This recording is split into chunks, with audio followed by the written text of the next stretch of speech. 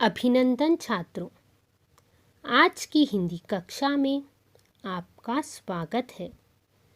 छात्रों, पिछले वीडियो में हमने हम पंछी उन्मुक्त गगन के नामक कविता के कवि का परिचय और कविता के सारांश को जाना। अब हम इस कविता का विस्तृत अध्ययन करेंगे। गेय कविता होने के कारण हम इस कविता को गाने के रूप में गाएंगे।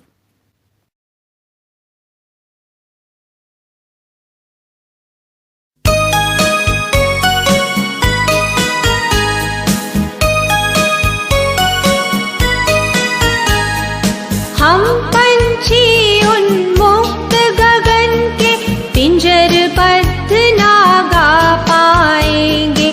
कनक तीलियों से टकरा कर पुलकित पंख टूट जाएंगे।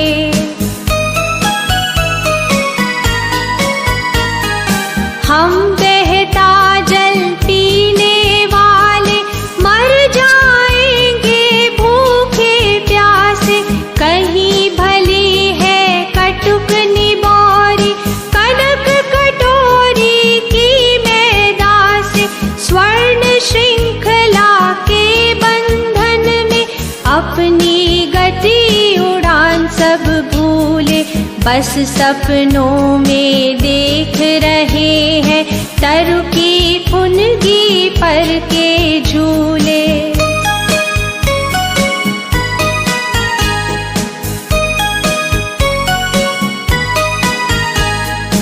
ऐसे थे अरमान के उड़ते नील गगन की सीमा पाने।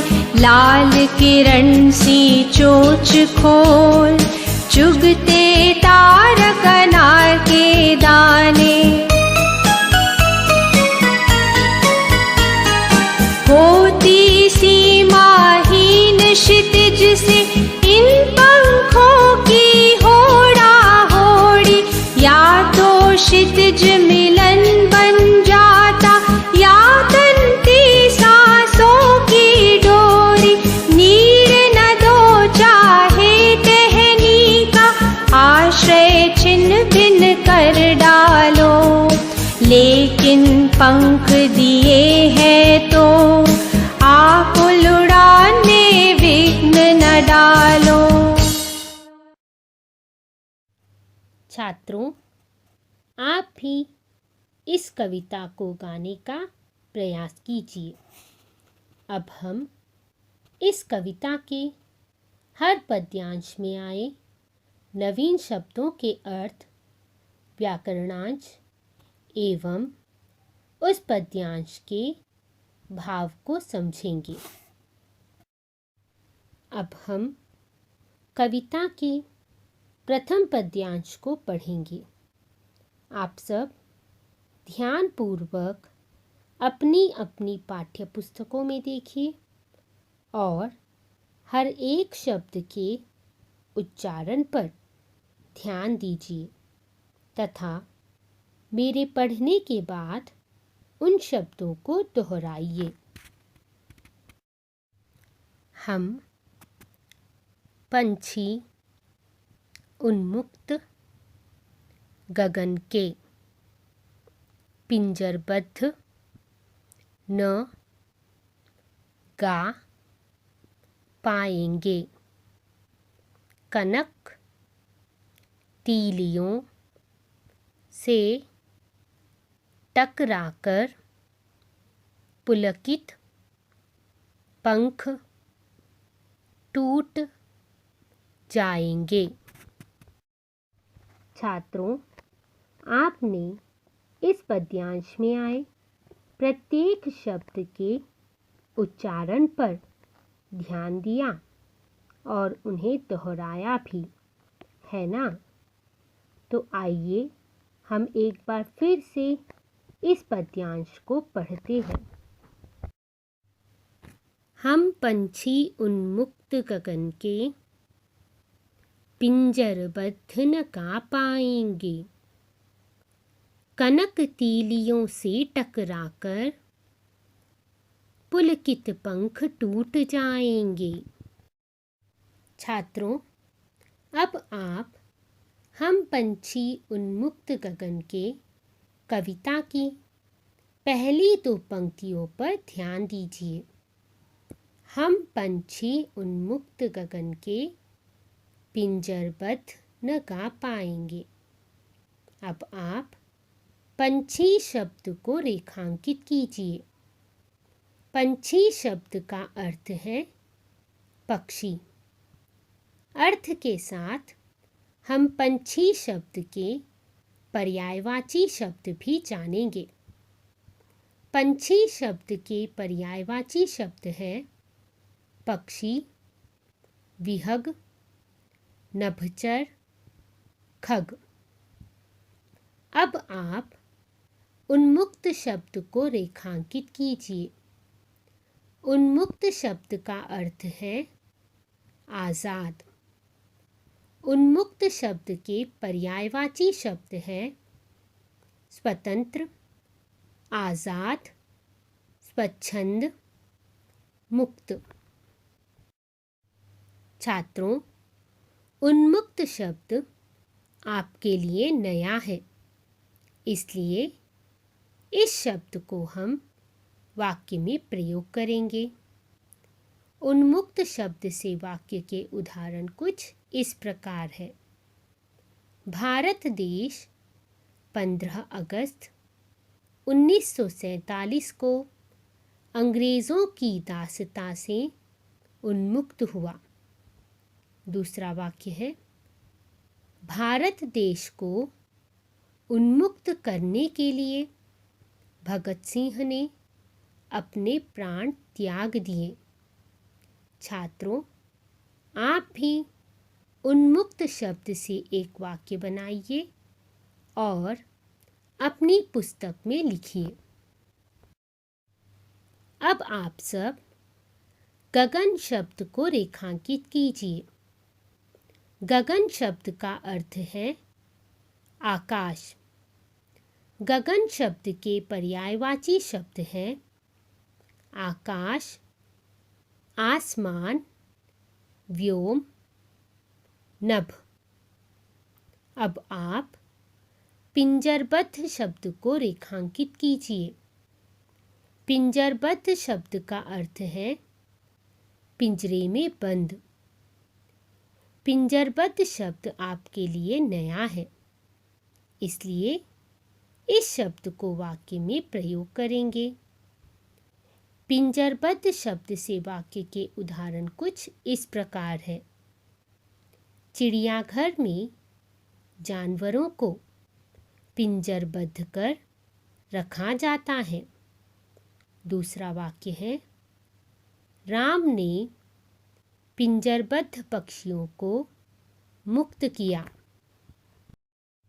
आप भी पिंजरबद्ध शब्द से एक वाक्य बनाइए और अपनी पुस्तक में लिखिए। छात्रों, हमने इस कविता के पहले पद्यांश की पहली 2 पंक्तियों में आए नवीन शब्दों के अर्थ और पर्यायवाची शब्द जान लिए हैं। अब हम इन पंक्तियों के सामान्य अर्थ को जानेंगे।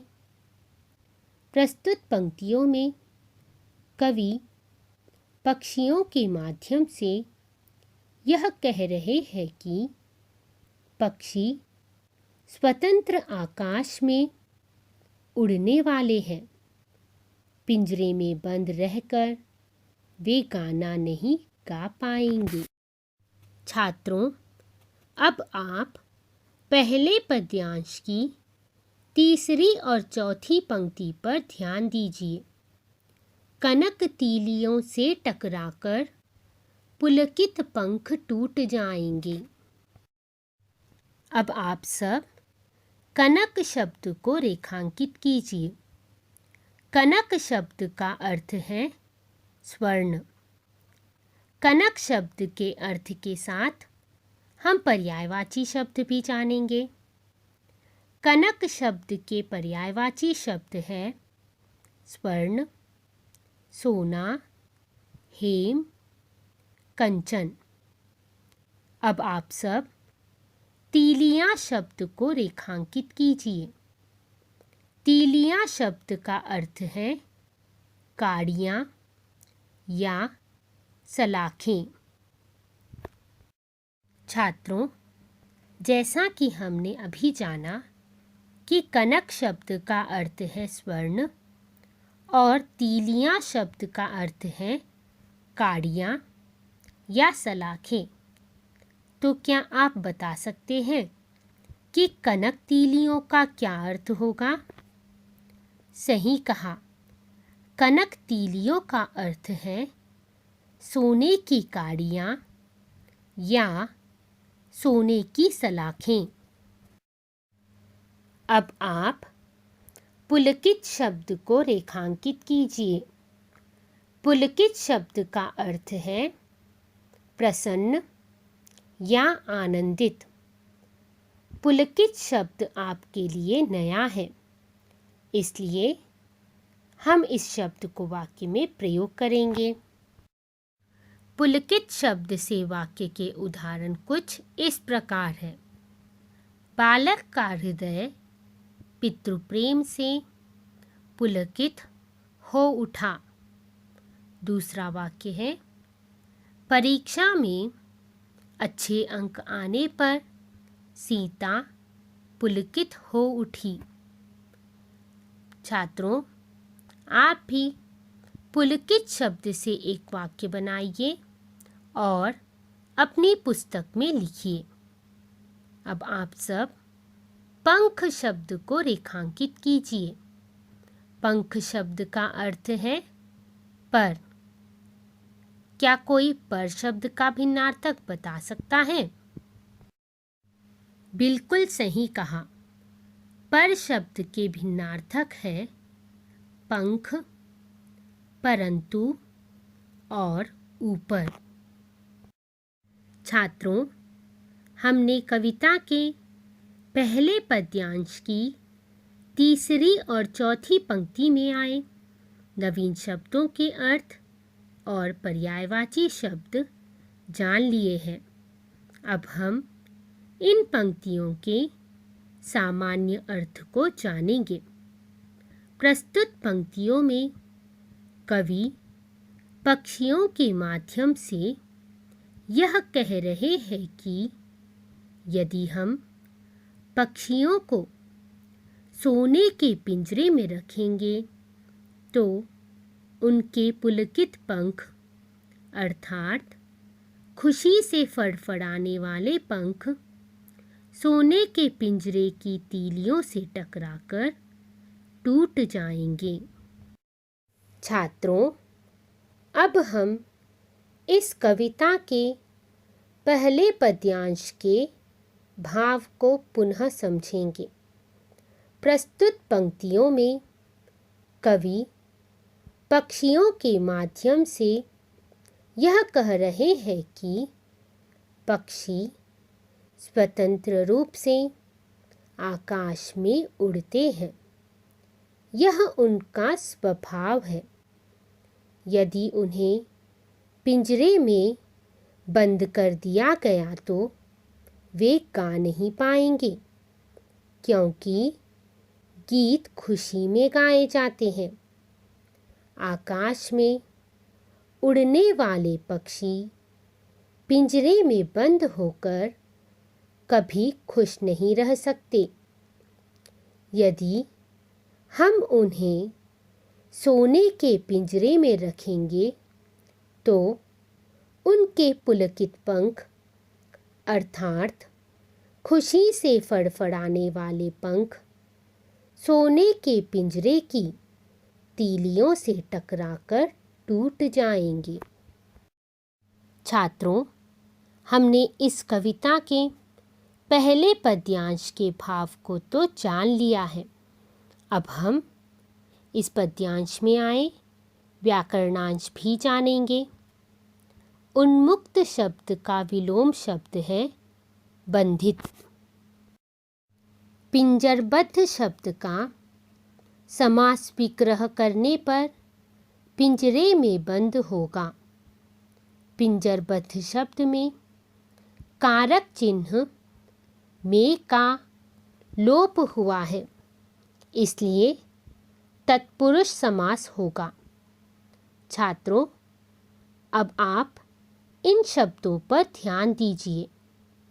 उन्मुक्त गगन, कनक तीलियां, पुलकित पंख।